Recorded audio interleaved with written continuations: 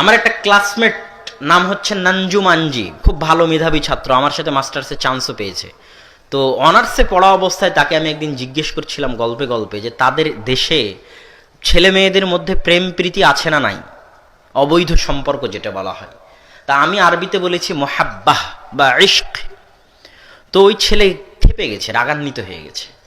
তা আমি বুঝলাম না যে কেন রাগান্বিত হওয়ার। আমি বললাম লেশ তাকদাব, এত রাগান্বিত হওয়ার কারণ কি? তো বলতেছে কেন রাগান্বিত হব না, তুমি ইসলামকে অপমান করতেছ। আজিব, আমি ইসলামকে কিভাবে অপমান করলাম? আমি ইসলামকে কিভাবে অপমান করলাম? বলছে যে ছেলে মেয়ে প্রেম করে তাদের এটাকে প্রেম নাম দেওয়া এবং ভালোবাসা নাম দেওয়া ইসলামকে অপমান করা। এখনো বুঝেননি? এই সম্পর্কটার ইসলামে কি নাম আছে? জেনা।